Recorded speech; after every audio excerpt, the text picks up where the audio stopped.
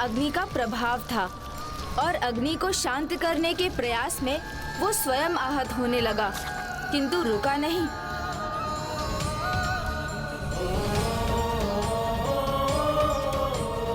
ये तो मात्र उस भक्त की परीक्षा थी।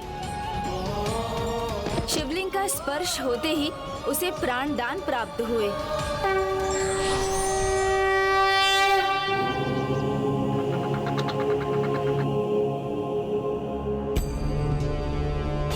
ऐसी अटूट भक्ति है तुम्हारी वत्स कि तुमने वो कार्य किया है जो प्रभु अपने भक्तों के लिए करते हैं।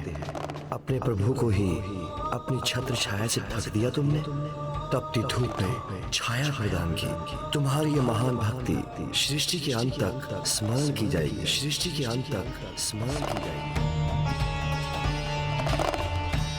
प्रभु महादेव उससे इतने प्रभावित थे कि उन्होंने उस मकड़े भक्त से पुनः वरदान मांगने को कहा। एक छोटे से कीट को भला क्या वरदान चाहिए होगा?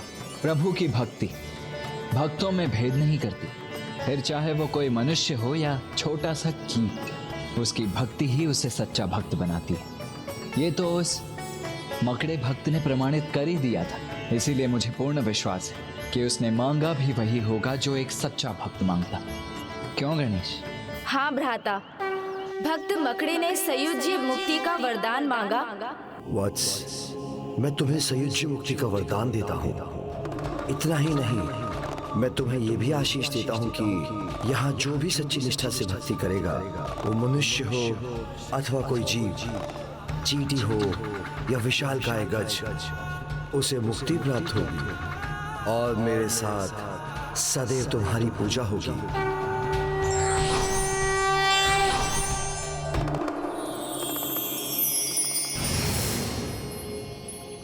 हे श्री ज्ञान मूर्ति गणेश जी, श्रीकाल हस्ती में श्री नाम कैसे जुड़ा ये तो ज्ञात हो गया मुझे, किंतु काल और हस्ती ये शब्द, इनकी उत्पत्ति कैसे हुई? जैसे वो मकड़ा प्रभु का भक्त था, वैसे ही एक काल अर्थात एक सर्प और हस्ती अर्थात एक गज भी महादेव के भक्त थे।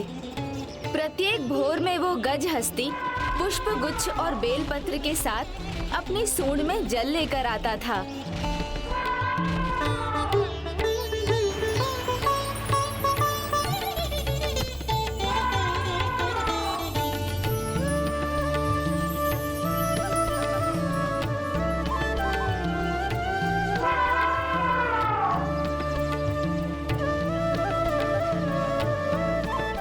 और फिर संध्या में काल नामक सर्प भी आया।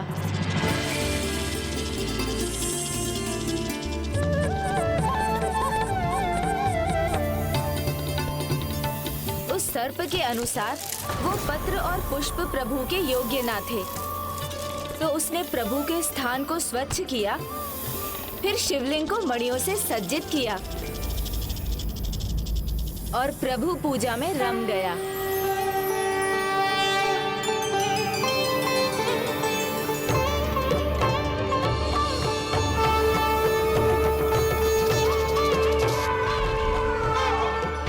जिस प्रकार काल को हस्ती गज की पूजा पद्धति नहीं भाती थी, उसी प्रकार गज हस्ती को काल की पूजा से कोई लगाव ना था।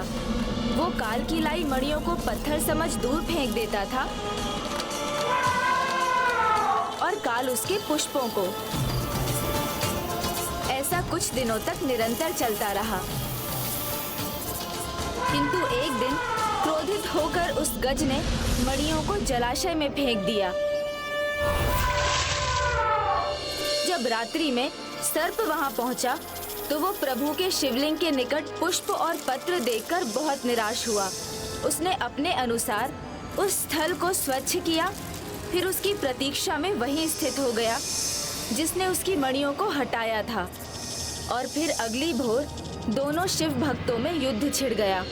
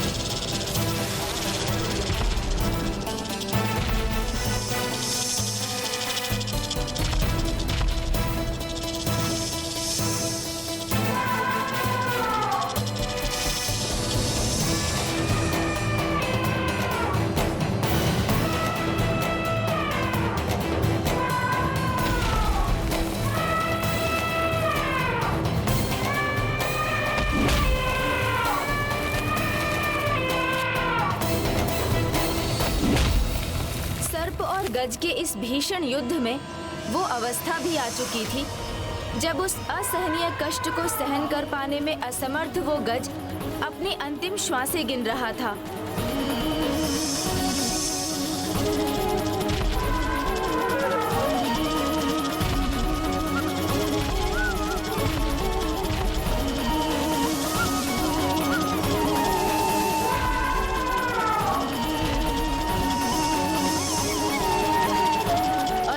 पुष्प उठाकर शिवलिंग के निकट पहुंच गया और सर्प भी मणि उठाकर प्रभु के निकट।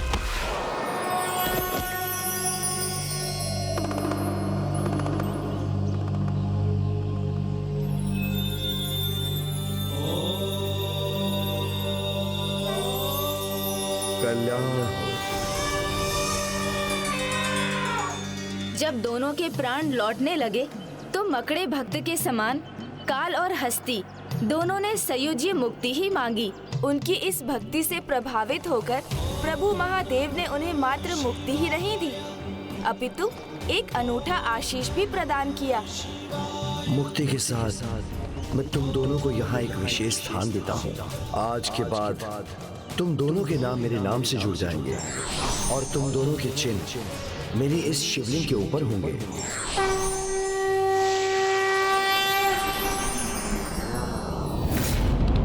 इसीलिए उन तीनों भक्तों के सम्मान में प्रभु के इस मंदिर का नाम पड़ा श्रीकालहस्ती। श्रीकालहस्ती,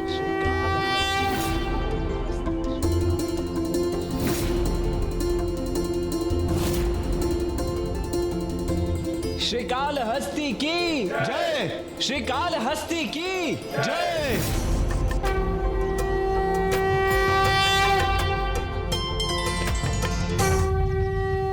तुमसे प्रभु श्रीकालहस्ती की ये कथा जानकर मन बड़ा आनंदित हुआ गणेश, किंतु अब हमें संध्या आरती के लिए मंदिर की ओर बढ़ना चाहिए।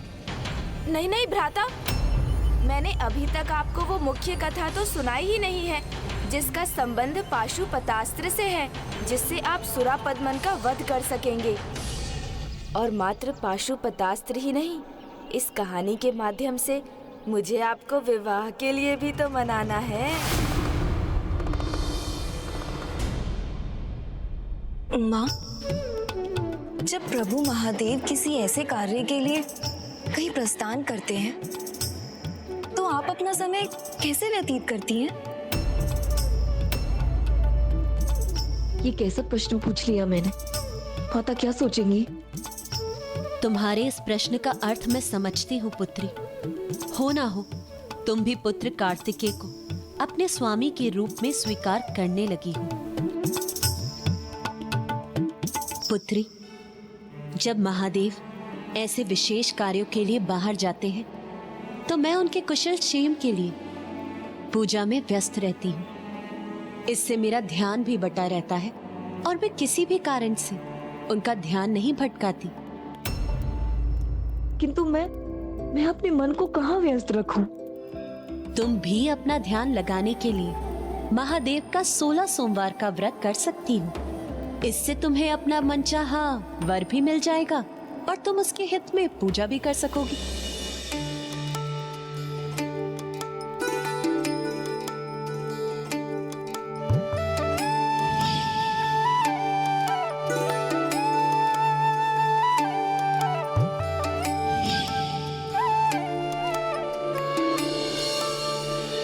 संध्या वंदन में तो अभी बहुत समय शेष है भ्राता। आप कहे तो मैं पाशुपतास्त्र की कथा भी सुना दूं? हाँ गणेश, सुनाओ। पाशुपतास्त्र महाभारत के लिए अत्यंत आवश्यक था। इसलिए महादेव के महाभक्त अर्जुन, जो महाधनुर्धारी थे, उन्होंने यहाँ अपनी तपस्या आरंभ की। किंतु बाद में उनकी तपस्या के कारण पिताश्री महादेव और उनके बीच युद्ध छिड़ गया।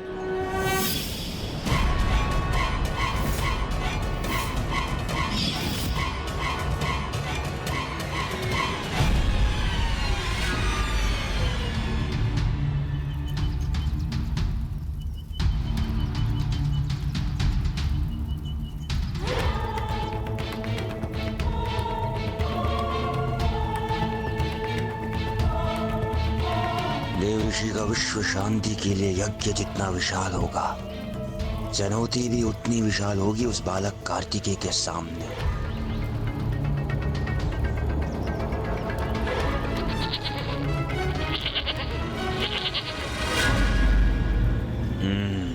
यह जब वो कार्य करेगा जो मेरा शक्तिशाली असुर शक्ति बाहु नहीं कर सका।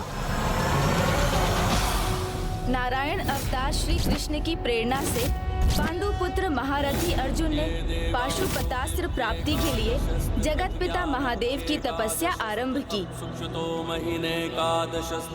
तनोति धर्मम विधुनोति कल्मषम हिनस्ति दुखम विदधाति सन्मदम चिनोति सत्वम विनिहन्ति तामसम तपो अथवा किम ना करोति देहिनाम।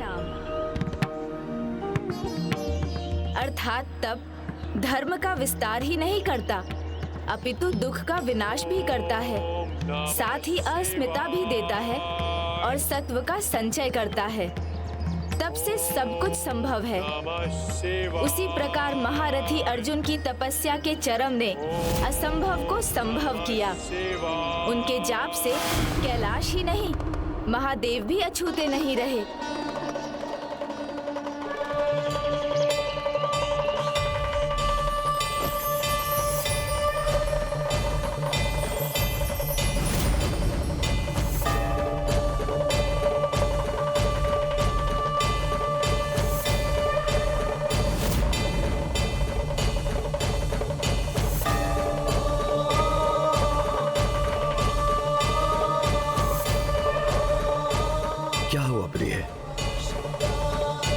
किन विचारों में मग्न है?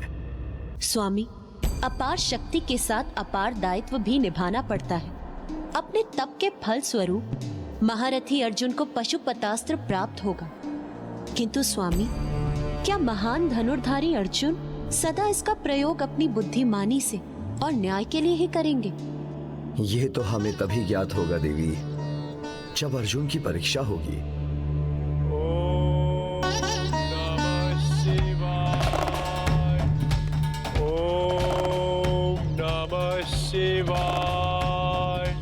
इसी मध्य दुष्ट दुर्योधन ने वाराह मुकासुर को अर्जुन के तप को भंग करने के लिए भेजा। ये कोई साधारण वारा तो नहीं है प्रभु।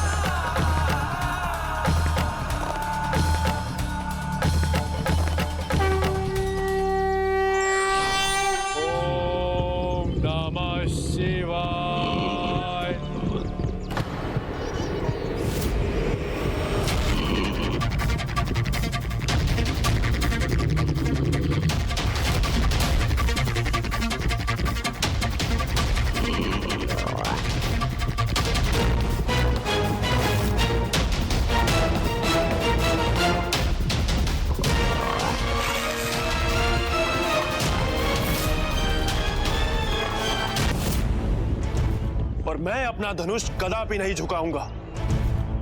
वास्तविक योद्धा और आखेटक बातों में अपना समय नष्ट नहीं करते।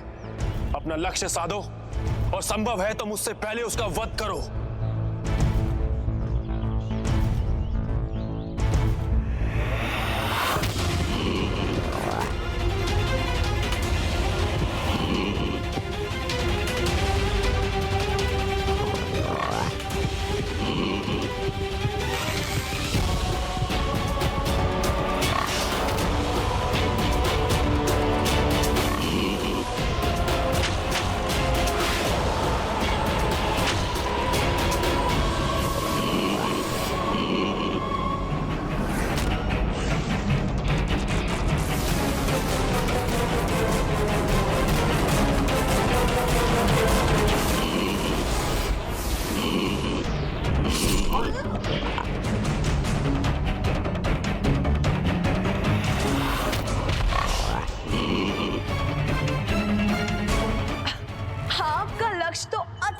स्वामी, एक ही बार में आपने इतने विशाल और भयंकर वारा का आखेट कर दिया।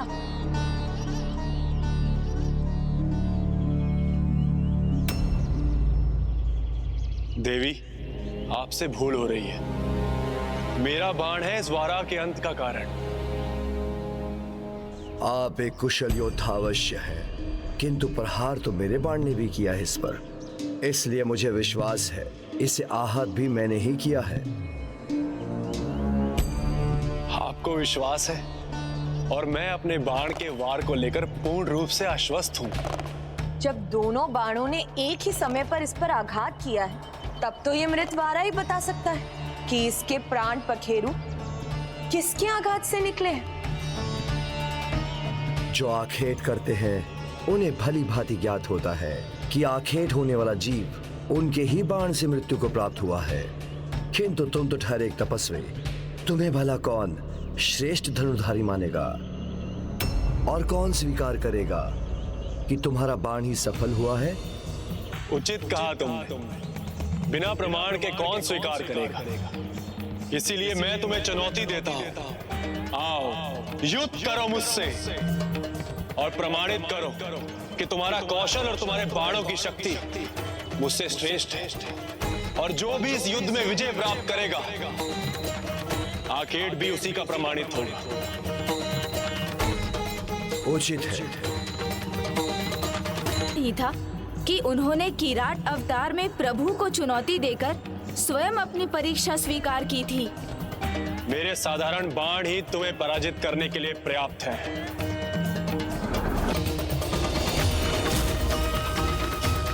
कदाचित तुम्हें लेकर मेरा अनुमान उचित नहीं था। श्रेष्ठ धनुर्धारी हो तुम। तो लो, अब मेरे परम शक्तिशाली बाणों का सामना करो। मैं प्रस्तुत हूं।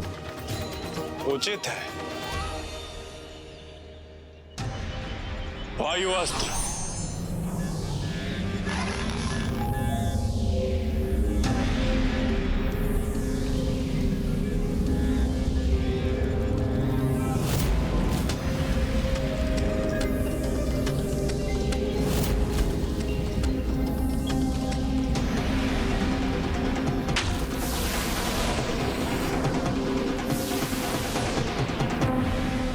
अर्जुन का युद्ध कौशल, उसका सामर्थ्य अति उत्तम है, किंतु उसकी परीक्षा विशेष है।